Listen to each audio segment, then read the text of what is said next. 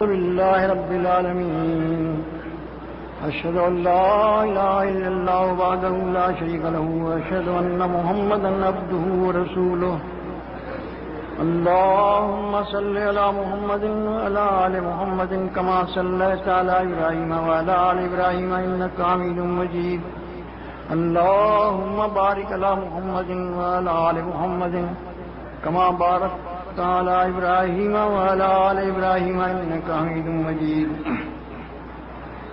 صحیح بخاری کتاب الجہاد۔ جہاد تو بہت بڑی ضروری چیز ہے اور اسلام کی دراصل سربلندی جہاد ہی میں ہے۔ جہاد جو قوم چھوڑ دیتی ہے وہ قعر مذلت میں گر جاتی ہے۔ جہاد ترقی کا سبب ہے اور جہاد کی بہت سی قسمیں ہیں۔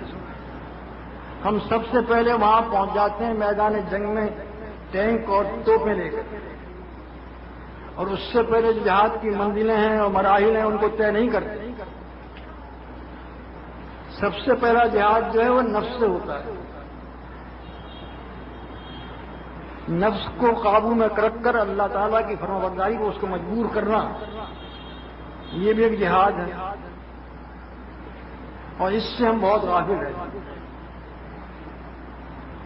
مسند امام احمد کی حدیث ہے، اللہ کے رسول صلی اللہ علیہ وسلم فرماتے ہیں سند صحیح ہے، المجاہد من جاہد نفسہ فی طاعت اللہ۔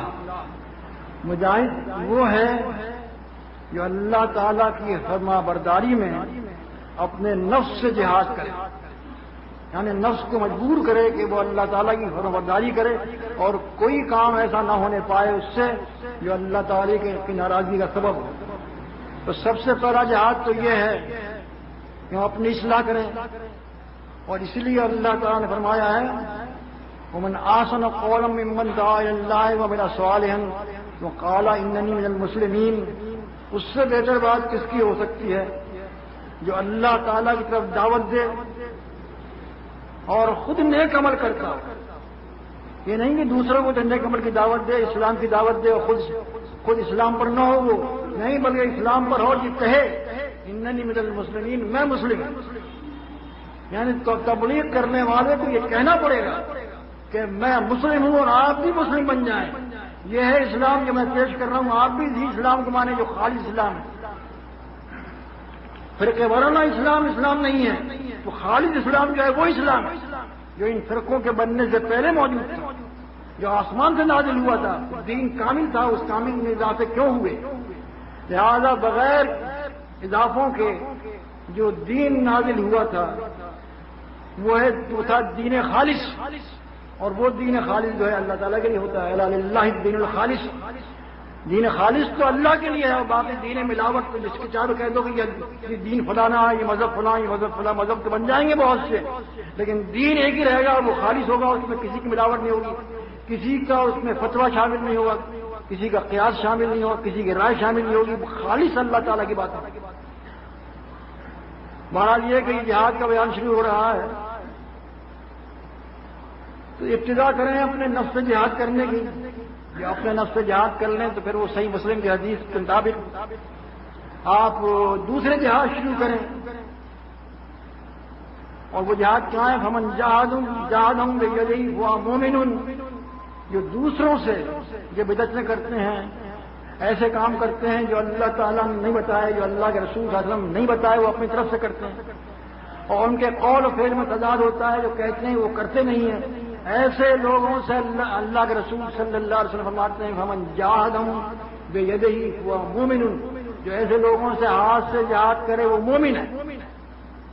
ومن جاہدہم بلسانہ وہو مومن، اور جو شخص کے ان سے زبان سے جہاد کرے وہ بھی مومن ہے۔ ومن جاہدہم بقلبہ وہو مومن، اور جو ان سے دل سے جہاد کرتا ہے، دل میں برا سمجھتا ہے ان کے کاموں کو اور بدعات کو اور ان کے قول فعل میں تضاد کو، دل میں برا سمجھتا ہے، وہ بھی مومن ہے۔ وَلَيْسَ وَرَاءَ ذَلِكَ حَبَّةُ خَردَلٍ مِّنَ الْإِيمَانِ، اور اس کے بعد تو رائی کے دانے کے برابر بھی ایمان نہیں رہتا۔ جو دل میں بھی برا نہ سمجھے وہ کام کرے، ان کا حکم نہیں دیا گیا۔ اور کرے وہ جو کہے وہ کرے نہیں، تو ایسے آدمی سے جہاد ہوگا۔ مطلب یہ ہے کہ جہاد کس طرح سے شروع ہوگا؟ پہلے نفس سے شروع ہوگا، پھر دوسروں سے جہاد شروع ہوگا، اور وہ جہاد جو ہے ہاتھ سے ہے، زبان سے ہے، اور دل سے ہے۔ اب اس کے بعد یہ اسلام ہے، اس کو ہم نے اختیار کیا، ہم مسلم بن گئے اور اسلام پر چل رہے ہیں، تو اب ہمیں آگے کیا کرنا؟ کیا اتنا ہی کافی ہے کہ ہم مسلم بن جائیں، آگے ہمیں کچھ نہیں کرنا؟ اگر کچھ نہیں کرنا تو پھر یہ ساری جنگیں جو اللہ کے رسول صلی اللہ علیہ وسلم لڑی سب بیکار۔ اس لیے ہم یہاں بھیجے گئے، ہمیں اسلام کیوں سکھایا گیا، کیوں دیا گیا، مسلم کیوں بنے؟ ہم اس لیے بنائے کہ اللہ کا کلمہ بلند ہو، الہ کلمۃ الحق ہو، اور اللہ تعالیٰ کا قانون پوری دنیا میں نافذ ہو۔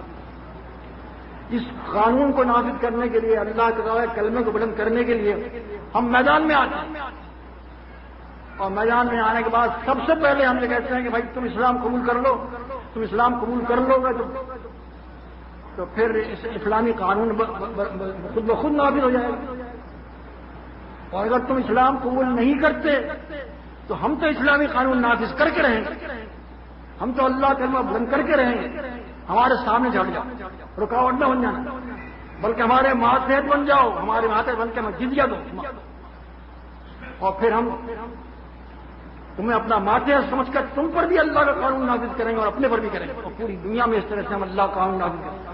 اور اگر تم یہ بھی نہیں کرنے دو گے، ہمیں جزیہ دے کر تبلیغ بھی نہیں کرنے دو گے، اللہ قانون بھی نافذ نہیں کرنے دو گے، تو پھر آ جاؤ میدان جنگ میں، پھر تلوار ہمارا تمہارا فیصلہ کرے گی۔ اس لیے کہ یہ تین چیزیں ہیں ہمارے لیے، اور ان تین چیزوں میں اللہ کا کلمہ بلند کرنا ہے۔ ان میں سے جو چیز بھی تمہیں پسند ہے تم کر لو، ہم تو اس اللہ کا کلمہ بلند کر کے رہیں گے، اور خواہ اس صورت میں ہمیں تم سے جنگ ہی کیوں نہ کرنی پڑے۔ تو جنگ جو ہے وہ ایک خاص صورت میں ہوتی ہے جبکہ کفار جو ہے رکاوٹ بن جائے، یا تو اسلام قبول نہ کریں، یہ رکاوٹ ہو گئی، تو پھر تو ہم اللہ کے قانون کو مانیں گے ہی نہیں، یا وہ یہ کہ جزیہ دے کر ماتحت بھی نہیں بنتے بلکہ رکاوٹ بنتے ہیں، تو یہ رکاوٹ دور کی جائے گی، اور اس رکاوٹ دور کرنے کے لیے ہی وہ جہاد ہوتا ہے میدان جنگ کا۔ ورنہ اگر وہ لوگ ہمیں اجازت دے دیں کہ آپ اللہ قانون نافذ کر دیں، ہم کچھ نہیں بولیں گے، تو ہمیں کیا ضرورت ہے میدان جنگ میں آنے کی، جنگ کرنے کی؟ جنگ تو مجبوری میں کی جاتی ہے، مگر جو جنگ کے مجبوری میں نہیں، لازمی ہے اپنے نفس سے جہاد کرنا، ہم اس لازمی جنگ کو چھوڑ بیٹھے ہیں، اور جو جنگ کے لازمی نہیں ہے بلکہ ظلم وطن کی جاتی اسی کو سب کچھ سمجھے بیٹھے ہیں۔ اور اب بھی ہمارا یہ حال ہے کہ ہم اسی کو سب کچھ سمجھتے ہیں، کہتے ہیں کہ جب تک یہ جہاد نہیں ہوگا وہ میدان جنگ میں آ کر اس وقت تک جماعت ترقی نہیں کر سکتی۔ جہاد کی جتنی قسمیں سب آپ نے پوری کر لی ہیں، وہ آخری چیز باقی رہ گئی اس کو پورا کرنا ہے۔ بڑی نادانی ہوگی اگر ہم قوتیں حاصل نہ کریں، محبتیں آپس میں نہ ہوں، ایک جان ایک طالب نہ ہو جائیں، اور اس سے پہلے ہم جا کے میدان میں کود پڑیں، آپ بتائیے اس طرح بیوقوفی اور کیا ہوگا؟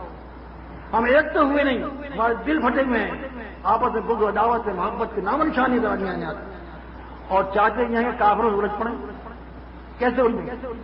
ہم ایک تو ہے نہیں، ہم متفقہ ہماری کوشش نہیں ہے، ایک ادھر جا رہا ہے ادھر جا رہا ہے، کچھ کہتا ہے کچھ کہتا ہے۔ تو ایسی صورت میں اگر ہم الجھ پڑیں گے ایک بڑی طاقت سے تو ہم نادانی کریں گے۔ تمام انبیاء علیہ السلام آئے، لیکن آتے ہی انہوں نے جنگ نہیں کی، لیکن نوح علیہ السلام 950 سال تبلیغ کرتے ہیں لیکن جہاد کا حکم نہیں دیا گیا۔ کیسے دیا جائے؟ مقابلے کچھ نہیں تھا، اللہ تعالیٰ بھی مقابلہ دیکھتا ہے، ورنہ ویسے تو کہتا مقابلہ کرو، کن کہہ دیتا تھا، ہار جاتے، وہ کن بھی کہہ سکتا ہے، لیکن ایسا نہیں، قانون اس کے جو ہیں وہ اس قسم کے نہیں کہ موجزانہ طور پر شکست دے دے کافروں کو، نہیں، اس کے لیے جنگ کرنی پڑتی ہے، کوششیں کرنی پڑتی ہیں، لیکن جب مسلمین کی تعداد کم ہو تو جنگ کیسی ہوگی، ذرائع کیسے حاصل ہوں گے؟ ذرائع تو قوت ہے، اور قوت جب ہوگی جب تعداد زیادہ ہو، جب تعداد بھی زیادہ نہ ہو، مساوات جنگ بھی نہ ہو، تو آخر وہ کس قوت سے کافروں کا مقابلہ کریں گے؟ یہ فطری طور پر اللہ تعالیٰ نے جو بات رکھی ہے نا، وہی چیز اللہ تعالیٰ جو ہے نافذ کرتا ہے، اور یہ نہیں ہو سکتا کہ وہ چند آدمی سے کہہ دے لو پڑو اور پھر موجودہ طور پر کن کہتے انہوں شکست ہو جائے، ایسا کبھی نہیں ہوتا۔ جانیں دینی پڑتی ہیں، قربانیاں دینی پڑتی ہیں، میدان جنگ میں جا کر صفیں بنانی پڑتی ہیں، اور اپنے اولاد کو بھی قربان کرنا پڑتا ہے، اپنے مال کو قربان کرنا پڑتا ہے، آرام کو ہر چیز کو قربان کر کے وہاں جانا پڑتا ہے. تو یہ آزمائش ہے. اگر یہ آزمائش نہ ہو اور پھولوں کی سیج پر آپ کو فتح مل جائے کہ جاؤ جی جاؤ تمہیں فتح ملے گی. بنی اسرائیل نے بھی کہا تھا نا اذهب انت وربك فقاتلا انا هاهنا قاعدون. موسیٰ علیہ السلام سے کہا تھا کہ آپ جائیں آپ کا رب دونوں جا کے لڑیں، ہم تو نہیں بیٹھے تمہارے دیکھیں گے. اس سے فتح ملا کرتی ہے. اور جب تک وہ خود جا کے نہیں لڑے اس وقت تک فتح نہیں ہوئی. 40 سال تک وہ میدان جنگ میں قید رہے. اس عرصے میں موسیٰ علیہ السلام کا انتقال بھی ہو گیا. حضرت یوشع بن نون علیہ السلام پیغمبر ہوئے اور ان کے زمانے میں ایک نئی نسل تیار ہوئی جو آرام طلب نہیں تھی. ان کی تربیت پیغمبر وقت کر رہے تھے. پھر اس قوم کو لے کر حملہ کیا اور فتح ہوئی. مگر یہ ایسا نہیں ہوا کہ موسیٰ علیہ السلام نے جہاں بہت سے معجزے دکھائے نا، لاٹھی ماری تھی اور فن فلکا وکانا کل فخن کا توج العظیم، سمندر پھٹ گیا اور دونوں ٹکڑے ایسے نظر آتے تھے جب بہت بڑے بڑے پہاڑ نظر آ رہے. یہ تو معجزہ تھا نا کہاں. مگر یہ جنگ جب ہوتی ہے تو معجزہ نہیں دکھایا جاتا، آپ قربانیاں دینی پڑتی ہیں.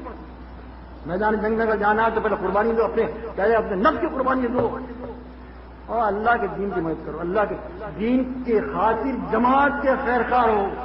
جماعت کی خیر خواہی میں وہ کام کرو جس سے جماعت کو تقویت پہنچے. یہ باب ہے باب فضل جہاد و سیر، جہاد اور سفر کا بیان. باب فضل جہاد و سیر اور قول اللہ تعالی، اللہ تعالیٰ فرماتا ہے. قرآن مجید کی آیات بھی نقل کرتے جاتے ہیں حدیث کے ساتھ ساتھ. ان اللہ اشترى من المؤمنین انفسهم واموالهم بان لهم الجنہ. اللہ تعالیٰ نے مومنین سے ان کی جانوں کو بھی خرید لیا ہے اور ان کے مالوں کو بھی خرید لیا ہے. اس کے بدلے میں دیا کیا؟ بدلے میں اس کے جنت دے دی. ان اللہ اشترى، بے شک اللہ نے خرید لیا، من المؤمنین، مومنین سے، انفسهم ان کی جانوں کو، واموالهم ان کے مالوں کو، بان لهم الجنہ اس کے بدلے میں جنت مل جائے. کیا چیز دی اس کے بدلے میں؟ جو قیمت فروخت کیا ہوئی اس کی؟ اپنی جان اور اپنے مال کی جو قیمت فروخت ہمیں ملی ہے وہ کیا ہے؟ جنت ہے. مگر جنت یہاں نہیں ملے گی، یہ تو مرنے کے بعد جو قیامت ہوگی اس دن ملے گی. مگر اللہ تعالیٰ نے دینے کا وعدہ تو کیا ہے، جو چیز ہم سے لی ہے اس کا عوض دے گا. جب اس نے ہم سے اپنی ہماری جانیں بھی خرید لی، ہمارے اموال بھی خرید لیے، تو ہمارے پاس بچا کیا؟ کچھ بچا؟ ہماری کیا چیز رہی؟ اور جب کوئی چیز نہیں رہی ہماری تو ہمیں ہر وقت جو اللہ تعالیٰ سے ہم نے یہ خرید فروخت کی ہے اس کے مطابق تیار رہنا چاہیے اپنی جان کو خرچ دینے کے لیے اور اپنے مال کو دینے کے لیے. لیکن ہم پیچھے ہٹ جاتے ہیں جب موقع آتا ہے. یہ نہ سمجھیے کہ جان میدان جنگ میں دی جاتی ہے. جان تو یہاں بھی آپ دے سکتے ہیں، اپنے نفس کو استعمال کریں اللہ تعالیٰ کے راستے میں اور نفس سے جہاد کرتے ہیں تو یہاں بھی سب کچھ ہو سکتا ہے. مگر یہ سوچنا کہ میدان جنگ میں جائیں اور وہیں اپنی جان قربان کریں تو یہ قبل وقت ہے. اس کا وقت بھی آتا ہے لیکن پہلے اس کی تیاری کرنی پڑتی ہے.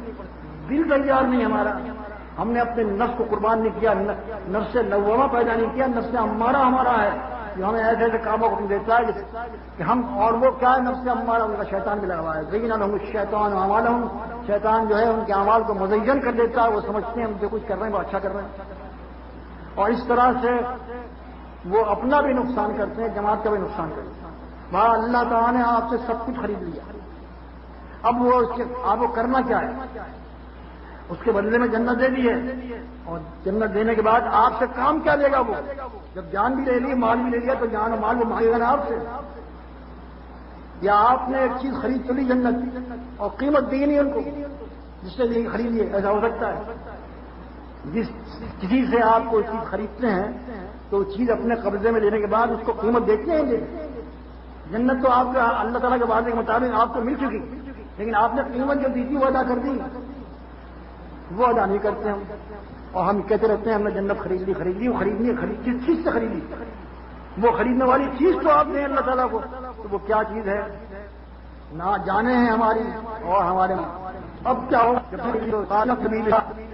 اب کیا ہوا جنگ کریں یہ لوگ اللہ کے یہ جنگی کے لیے آتا ہے قاتل جو قاتل مقاتلہ تم اور بعض میں مفانا ہے کہ ایک دوسرے سے ٹکر ہوتی ہے کشمکش ہوتی ہے دو قوتیں آپس میں ٹکراتی ہیں اسی کا نام ہے مقاتلہ قتال پھر کیا ہوگا یقتلون و یقتلون پھر وہ قتل بھی کریں گے کافروں کو قتل بھی ہوں گے دونوں کام ہوں گے اور جب تک یہ دونوں کام نہ ہو یک طرفہ قتل ہو تو وہ قتل ہے مقاتلہ نہیں ہے قتال نہیں ہوگا اور جب مسلم میدان میں کود جاتا ہے تو دو ہی صورتیں ہیں اس کے لیے یا تو قتل ہو جائے گا یا قتل کر دے گا تو اللہ تعالیٰ نے یہ فرمایا کہ یہ مومنین سے جب جانیں خریدنی ہے تو وہ کیا کریں گے اس کے بدلے میں یقتلون و یقتلون وہ قتل بھی کریں گے قتل بھی ہوں گے یہ نہیں ہے کہ تمام مسلمین جتنے گئے سب کے سب بخیریت واپس آ جائیں ہم تو یہ سوچتے ہیں شاید کہ اللہ تعالیٰ نے ہم سے وعدہ کیا ہے مدد کا تو ہمیں تو نقصان پہنچنا ہی نہیں چاہیے ہمارے سارے انسان جتنے بھی گئے گئے سب کے سب صحیح صحیح واپس لوٹ آئے تو ہم سمجھیں گے اللہ نے مدد کی ایسا نہیں ہوتا تو دے گا آزمائش کے بعد اور اس آزمائش میں یقیناً مسلم قتل ہوں گے وعدن علیہ حقاً فی التوراۃ والانجیل والقرآن اور یہ اللہ تعالیٰ کا وعدہ ہے کیا وعدہ ہے کہ ان کو جنت دے گا اور یہ سچا وعدہ ہے اس کا جس کا یہ وعدہ اللہ تعالیٰ نے توریت میں بھی کیا تھا انجیل میں بھی کیا تھا قرآن مجید میں بھی کیا ہے ومن اوفی بعہدہ من اللہ اور اللہ تعالیٰ سے زیادہ وعدہ پورا کرنے والا کون ہو سکتا ہے اللہ تعالیٰ سے زیادہ اپنا وعدہ پورا کرنے والا کوئی ہو سکتا ہے ان اللہ لا یخلف المیعاد اللہ اپنے وعدے کے خلاف نہیں کرتا فاستبشروا تو اب تم خوشیاں مناؤ شادمانیاں کرو کس چیز کی وجہ سے بے بیکم الذی بایعتم بہ یہ سودا تم نے اللہ تعالیٰ سے کیا ہے اس پر تمہیں خوشی منانی چاہیے شادمانی منانی چاہیے بہت خوش ہونا چاہیے کہ بہت اچھی خرید فروخت ہم نے کیا جس کے بدلے میں ہم جنت مل جائے گی یہ اس سودے سے آپ کو بہت خوشی ہونی چاہیے کہ اللہ تعالیٰ نے وعدہ کر لیا جنت دینے کا اور جب اتنی بڑی نعمت ہمیں مل جائے گی تو اس سے بڑی خوشخبری اور کیا ہو سکتی ہے یہ بہت بڑی خوشی کی چیز ہے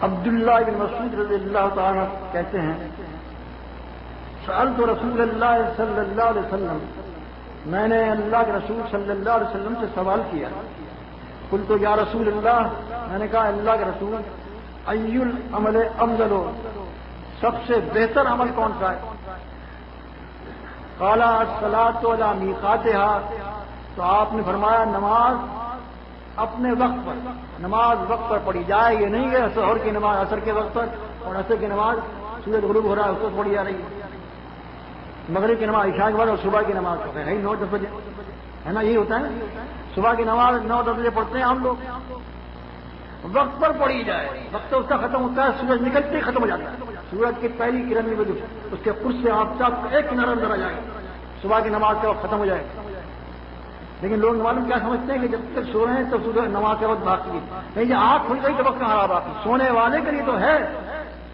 کہ اگر وہ غفلت میں سو رہا ہے اور آنکھ نہیں کھلی تو ٹھیک اس کے لیے تو وقت ہے جب جاگے اسی وقت نماز پڑھتے لیکن ہم جاگنے کے بعد بھی نماز نہیں پڑھتے دوسرے کاموں میں لگ جاتے ہیں اور دوسرے کاموں میں لگ جاتے ہیں تو وقت چل جاتا ہے اس کا کیونکہ اس کا وقت وہ تھا جب تم جاگو اس وقت نماز پڑھو جاگو تو نماز بھی پڑھ لیں گے اب کیا قضا تو ہو ہی گئی ہے نہیں وہ قضا نہیں ہوتی ادا ہوتی ہے اسی وقت پڑھ لو تو مگر اس کو روزانہ کا معمول نہ بنا لیں کہ روز 10 بجے اٹھ کے نماز پڑھنا ابھی اتفاق سے اگر آنکھ لگ جائے تو بات دوسری ہے لیکن یہ تو معمول ہو جاتا ہے ہمارا کہ ہم اٹھتے ہی نماز کے وقت تو نماز اپنے وقت پر پڑھنا یہ بات ضروری ہے اور یہ سب سے بہتر عمل ہے میں نے کہا ثم ایو پھر کون سا عمل افضل ہے نماز اپنے وقت کے بعد تو اللہ کے رسول صلی اللہ علیہ وسلم بر الوالدین والدین کے ساتھ نیکی کرنا یہ اس کے بعد سب سے افضل عمل ہے اب اس سلسلے میں نہیں وہ ذکر آتا ہے گناہوں کا الا انبئکم ببڑی کبائر وہ بھی صحیح بخاری اور صحیح مسلم کی حدیث ہے آپ فرماتے ہیں کیا تمہیں سب سے بڑے گناہوں میں سے جو بڑے گناہ ہیں ان کی خبر نہ دوں صحابہ کرام نے عرض کیا کیوں نہیں، ضرور دیجیے. کیا فرمایا تھا آپ نے؟ سب سے پہلا وہ سب سے بڑا گناہ الاشراک باللہ، اللہ تعالیٰ کے ساتھ شرک کرنا سب سے بڑا گناہ ہے. اس کے بعد کیا ہے؟ حقوق الوالدین، والدین کی نافرمانی کرنا. یہاں دیکھیے سب سے افضل عمل دوسرے نمبر پر کون سا ہے؟ بر الوالدین. اور سب سے بڑا گناہ شرک کے بعد کون سا ہے؟ حقوق الوالدین، والدین کی نافرمانی کرنا. ہم اس سے غفلت میں کیوں ہیں؟ اور عام طور پر جو شکایت سننے میں آتی ہے وہ جماعت المسلمین کے نوجوانوں کے سلسلے میں سننے میں آتی ہے کہ یہ جماعت المسلمین کے رکن ہیں، جماعت کے درس و تدریس میں شریک ہوتے ہیں، خطبے سنتے ہیں اور صحیح اسلام کے پاس صحیح اسلام سن کے آتے ہیں، لیکن جو دین سے واقف نہیں ہے، بے دین ہے یا دیندار ہے، لیکن وہ کچھ نہیں سنتے سناتے، کئی مجلسوں میں نہیں جاتے بلکہ شرک میں ملوث ہیں، وہ لوگ اپنے والدین کے بڑے فرما بردار ہیں اور مسلم بچے جو ہیں اپنے والدین کے فرما بردار نہیں ہیں. یہ کیا چیز سننے میں آتی؟ تو وہ ماں باپ کہتے ہیں کہ اس سے تو بے درد کے اچھے ہم کہ درس سن کے آتے ہیں تو نتیجہ کیا نکلتا ہے؟ والدین کی نافرمانی کرتے ہیں، اور جو درس سن کے نہیں آتے وہ اچھے والدین کی نافرمانی نہیں کرتے، ان کے ساتھ حسن سلوک کرتے ہیں. اس پر غور کریں ذرا. میں ہر بات آپ بتاتا رہتا ہوں. ہم لوگوں نے کچھ ایسا رویہ اختیار کر لیا ہے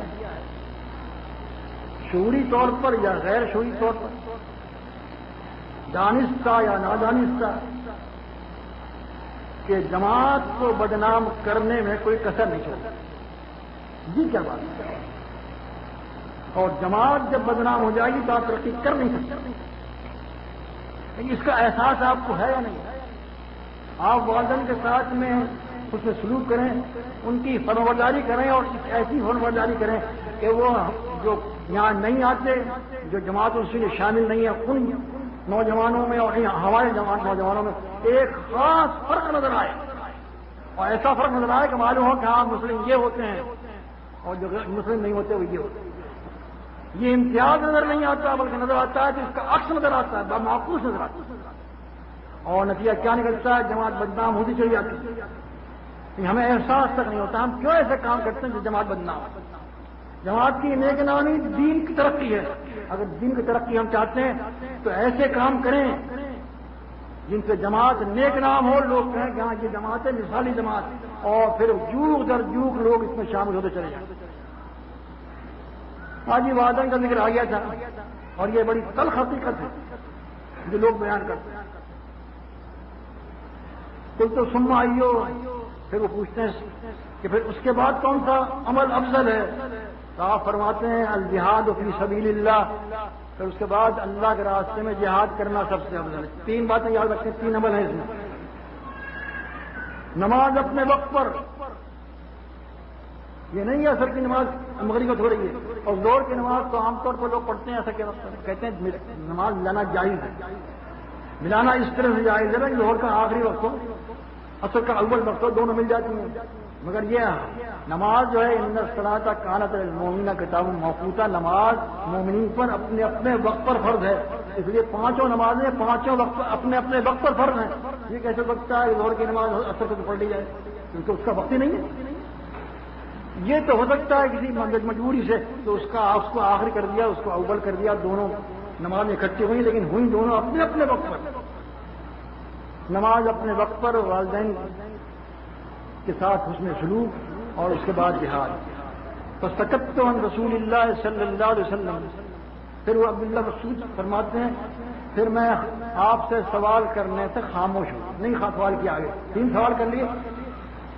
والعبد رزقتہ لزادنی، اگر میں اور زیادہ سوال کرتا آپ سے تو آپ اور زیادہ جواب دے دیتے، لیکن میں سوال نہیں کیا. آپ پر گویا میں نے آپ کے ساتھ رعایت کری ہے. صحیح مسلم الفاظ نے رعایت کی کہ اور آپ سوال کروں گا آپ بھی تھک جائیں گے، اس میں جواب دے دیں. ہم سے تو بہت لوگ سوال کرتے ہیں، مسلسل چلتے رہتے ہیں سوال. آج قال رسول اللہ صلی اللہ علیہ وسلم لا ہجرت بعد الفتح، فتح مکہ کے بعد ہجرت نہیں رہی. جب کوئی شہر فتح ہو جاتا ہے تو پھر وہاں سے ہجرت کی ضرورت باقی نہیں رہتی. ہجرت اس لیے ہوتی ہے ان ارضی واضح فتحاجروا فیہا، اللہ تعالیٰ فرماتا ہے نا کہ اللہ کی زمین بڑی وسیع ہے تو تم ہجرت کیوں نہیں کرتے؟ اگر کسی شہر میں آپ کو اس پورے اسلام پر عمل کرنے نہیں دیا جاتا، اسلام پر عمل کرنے سے روکا جاتا ہے، تو اللہ کی زمین بڑی وسیع ہے، آپ ہجرت کریں وہاں سے۔ اب آپ کہیں گے آج تک کہاں سے کریں، کہاں ہجرت کریں؟ کوئی قدم نہیں رکھ دیتا اپنے ملک میں نہیں۔ اب بھی بہت سی جگہ ایسے ہیں جہاں پر آپ کو ویزا مل جائے گا، آپ جا کر جو چاہے کریں، پورے اسلام پر عمل کر سکتے ہیں۔ ہاں مگر ایک چیز رہ جاتی ہے، وہ کیا کہ مسلم بن جانے کے بعد اور وہاں پورے اسلام پر عمل کرنے کے بعد آپ کو وہ کام کرنا ہے کہ جہاں کہیں بھی جہاں الہ کلمۃ الحق وہاں تبلیغ ضرور کرتے رہیں، اور تبلیغ کے ساتھ ساتھ پھر وقت بھی آئے کہ آپ میدان جنگ میں کود پڑیں اور وہاں پر اللہ کا قانون نافذ کریں، تو یہ بہت اچھی بات ہے۔ مگر آج کل بھی زمین بہت وسیع ہے، یہ نہیں کہ وسیع نہیں ہے، بہت سے ملک پرواہ نہیں کرتے آپ کیا آپ کیا کر رہے ہیں۔ یہاں تو روک ٹوک ہوتی ہے، اور خصوصاً آپ نے دیکھا ہوگا کیسی کیسی روک ٹوک ہوئی ہیں۔ ایوب خان کے زمانے میں عید کے سلسلے میں کیسے کیسے روک ٹوک تھی، وہ کہتے تھے آج ہوگی، کیا چاند دکھائی دیں دکھائی دیں۔ تو اس طرح سے اسلام پر عمل کرنا نہیں دیا جاتا۔ باہر آج بھی اللہ کی زمین وسیع ہے، اگر اس طرح ایسا موقع آ جائے کہ ہمیں یہاں اسلام پر عمل کرنا نہیں دیا جائے تو ہمیں یہاں ہجرت کرنی چاہیے۔ لا ہجرت بعد الفتح، فتح مکہ کے بعد مکے سے ہجرت کرنا ضروری نہیں رہی، اور جب تک کوئی شہر فتح نہیں ہوتا ہے اور وہاں پر اسلام پر عمل کرنا نہیں دیا جاتا تو وہاں سے ہجرت کرنا لازمی ہوتا ہے، اس کے بغیر اسلام قبول نہیں کیا۔ جب مکہ فتح ہو گیا تو آپ نے سمجھ لیا اب ہجرت کی ضرورت نہیں ہے، اب یہاں ہماری حکومت ہے اور اسلام پر عمل کرنے کی آزادی ہے پوری طرح۔ ولیکن جہاد و نیت، لیکن آج دو چیزیں اب بھی باقی ہیں، جہاد باقی ہے، ہجرت تو ختم ہو گئی، اب جہاں فتح ہو جاتی ہے وہاں ہجرت نہیں ہوتی، لیکن جو دوسرے ممالک باقی رہ گئے ہیں جو ابھی فتح نہیں ہوئے ان کے لیے کیا کیا جائے گا؟ ان کے لیے کیا جائے گا جہاد وہاں بھی ہوگا۔ اور دیکھیں کس طرح جہاد ہوا، مسلح تبلیغ ہوا کرتی تھی، فوجیں نکلتی تھیں اور جا کے سب سے پہلے کیا کرتی تھیں آپ اسلام قبول کرنا ہے ہمارے بھائی، یہی کہتے تھے پہلے جا کر، اور اسلام قبول نہیں کرنے تو ہمارے راہ سے جھڑ جائیں گے، ہم اسلام کی تبلیغ کرنے دو ہمیں، اور اگر تم ہمیں اسلام کی تبلیغ بھی نہیں کرتے اور روکتے ہو تو آ جاؤ میدان جنگ میں۔ یہی تین باتیں تھیں نا۔ تو یہ جہاد باقی ہے۔ جہاد کیوں باقی ہے کہ دنیا کے بہت سے شہر ابھی تک فتح نہیں ہوئے ہیں، ان کو فتح کرنا ہے۔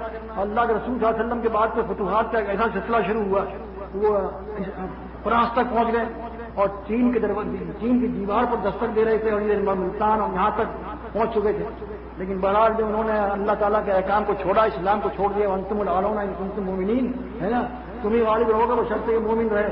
جب ایمان سے کوڑے ہو گئے، اسلام کو چھوڑ دیا اور طرح طرح کی رنگ رلیاں انہیں اختیار کی تو کیا ہوا؟ آج فرانس میں اور اسپین میں کوئی نام لینے والے والا نہیں ہے اسلام، حالانکہ دو بڑی مسجدیں آج موجود ہیں، غرناطہ کی اور کرتبہ کی، لیکن آج کہاں ہے؟ سب ویران پڑی ہوئی۔ تو اگر جہاد کرتے رہتے اور نفس سے بھی جہاد کرتے رنگ رلیوں میں نہیں آتے تو پھر وہ اسپین اور فرانس ہی فتح نہیں ہوتے کیونکہ پورا یورپ فتح ہو جاتا، لیکن ہم اس کے بعد رک گئے اور اپنی اصلاح نہیں کی، جہاد کو پیچھے ڈال دیا، بس کوئی ڈال دیا، اور وہ چند آدمی جن پر ہم حکومت کر رہے تھے، چند آدمی تھے مسلم جو حکومت کر رہے تھے اکثریت پر، جب اکثریت غالب آئی تو ان چند آدمی کو اسے نکال کے باہر کر دیا، قتل عام کیا، اور جو رہ گئے تھے ان کو بھنگی بنا لیے، اور جب وہ بھنگی بن گئے تو ان کو مجبور کیا گیا کہ اب تم کوٹ اور پتلون پہنو، ورنہ 800 سال تک مسلمین نے وہاں حکومت کی، اپنا لباس نہیں چھوڑا۔ جب محکوم ہوئے، مغلوب ہو گئے تو انہوں نے ان کو مجبور کیا کہ تمہیں اب کوٹ پتلون پہننا پڑے گا۔ جب انہوں نے اپنا لباس چھوڑا، وہ لوگ کہتے ہیں یہ لباس جو ہے جغرافیائی ہے۔ فرانس اور اسپین کون سا ملک ہے؟ یورپ کا ملک ہے، یورپ ہے نا، وہاں سردی بہت ہوتی ہے، انہوں نے 800 سال کیسے نکالے؟ وہ جغرافیہ کی پابندی کیوں نہیں کی اور کیوں نہیں ان کا لباس اختیار کیا؟ یہ سب باتیں بناتے ہیں، نیوزوں کی نقالی کرتے ہیں اور ساتھ ساتھ میں اس کے آپ معذرت بھی کرتے جاتے ہیں، اس لیے کیا ہے۔ ہاں جی، جہاد باقی ہے، اور جہاد کب تک باقی رہے گا؟ جب تک ساری دنیا میں اسلام نہ پھیل جائے۔ وہ نیت اور نیت بھی باقی ہے۔ یہ کس چیز کی؟ کہ جب تک ہر شہر فتح نہ ہو جائے اس وقت تک ہم چین سے نہیں بیٹھیں گے، اور اگر کسی شہر میں ہم رہتے ہیں اور وہ شہر ابھی فتح نہیں ہوا تو ہماری نیت یہ ہے کہ ہم اس سے ہجرت کریں گے. یہ جہاد اور جہاد کی نیت، ہجرت کی نیت باقی ہے. تم پھر تم فن پھرو، اور جب تم سے کہا جائے جہاد کے لیے نکل کھڑے ہو تو نکل کھڑے ہوا کرو. یعنی جب اعلان ہو جائے خلیفہ کی طرف سے کہ اب جہاد کرنا ہے تو جہاد فوراً کریں. یہ خط ہے جناب سعید الرحمان صاحب کا، جو امیر ہے ہری پور میں. انہوں نے لکھا ہے کہ مسجد کے سلسلے میں آپ لوگوں نے تعاون، زمین کے سلسلے میں تعاون کیا تھا نا. زمین تو انہوں نے خرید لی ہے اور تقریباً 6-7 مہینے ہو گئے زمین خریدے، لیکن اب وہ انتظامات کر رہے ہیں اس کی تعمیر کرنے کا. تو انہوں نے درخواست کی ہے کہ تعمیر کے سلسلے میں بھی ہمارے ساتھ تعاون کیا جائے. ایک تو یہ ہے.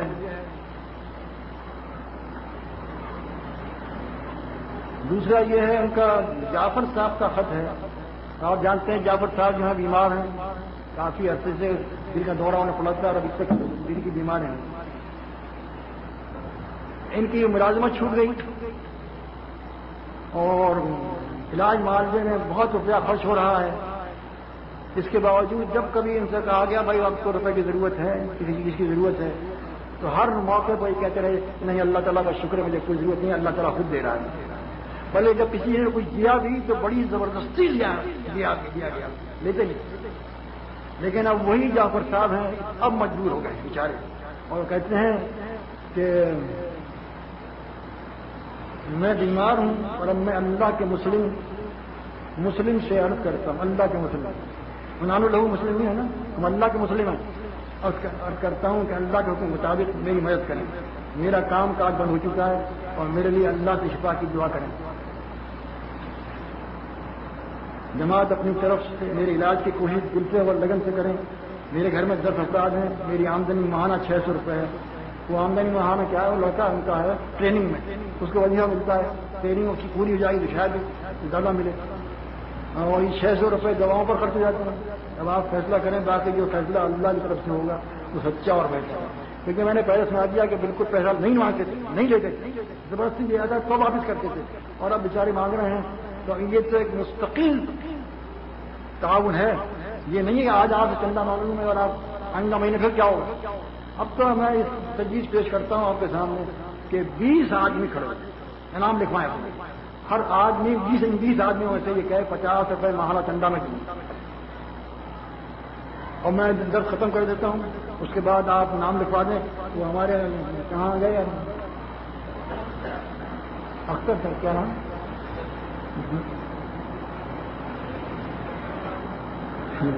ہے نا سر؟ بات یہ کہ آپ وہ کھڑے ہو جائیں گے نام لکھنے کے لیے، تو آپ اپنا نام لکھوا دیں جو 50 روپے ماہانہ دے سکتے ہوں.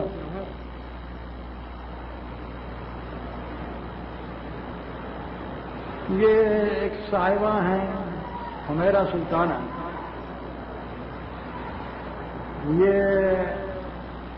انہوں نے خط بھیجا ہے اور یہ کہا ہے کہ اسے آپ سنا دیں. میں سنانا چاہتا تو نہیں تھا، لیکن یہ کہ جب ایک غلط بات پھیل جائے تو اس کو دور کرنا بھی ضروری ہوتا ہے. لہٰذا میں اس بات سے آپ کو سنا رہا ہوں کہ میں آپ کی خدمت میں ایک عرض پیش کر رہی ہوں. اس کا مقصد صرف اور صرف اصلاح ہے. جو میرے اور میرے شوہر عبداللہ کے بارے میں جماعت میں غلط افواہیں پھیلی ہوئی ہیں. جماعت مسلمین کے کثیر تعداد کی بدگمانی ملوث ہو گئی ہے، یہاں تک کہ غلط بیانی حکام تک پہنچا دی گئی ہے. اس بے بنیاد بات کو ختم کرنے کے لیے اور لسانیت و قومیت کی آواز کو بند کرنے کے لیے جو پورے عروج پر ہے اس کی اصلاح چاہتی ہوں اور حکام والا سے پرزور اپیل کرتی ہوں کہ اس بے بنیاد بات کو ختم کرانے کی کوشش کریں. بے بنیاد بات کیا ہے؟ لوگوں میں مشہور ہو چکا ہے کہ عبداللہ صاحب اور ان کی زوجہ محترمہ حمیرہ سلطانہ کے آپس میں اختلافات ہیں اور عبداللہ صاحب ان پر ظلم کر رہے ہیں. یہ لوگوں میں مشہور ہوا، یہی خط کا لب لباب ہے کہ عبداللہ صاحب ظلم کرتے ہیں. تو وہ انہوں نے لکھا ہے کہ یہ افواہ بالکل غلط ہے، اس میں کوئی صداقت نہیں.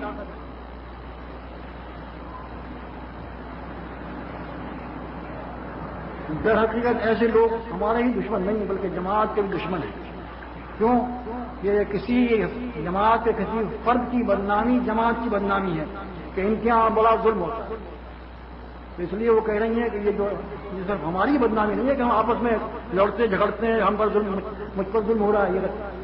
اس سے بدنامی ہوتی ہے جماعت کی کہ ان کے شادی بیان کے بعد ایسے ایسے واقعات پیش آتے ہیں، بلکہ یہ جماعت کو بدنام کرتے ہیں اور جماعت دشمن جو وہ لوگ میرا گھر بازار کرنا نہیں چاہتے بلکہ جماعت میں ایک ایسی بات پیدا کرنا چاہتے ہیں جو لسانیت اور قومیت کو جنم دے گی۔ یہ چیز تو جماعت میں نہیں، نہ لسانیت کی بنیاد پر یہاں جو ہماری محبت ہے اور نہ قوم کی بنیاد پر ہے۔ ان کے کہنے کا مطلب ہے کہ ان کی جو شادی ہوئی ہے وہ اپنے خاندان میں نہیں ہوئی ہے، وہ کچھ اور قوم ہے، وہ کسی اور وہ قوم ہے، وہ کہیں اور کے رہنے والے ہیں، وہ کسی اور کے رہنے والے ہیں۔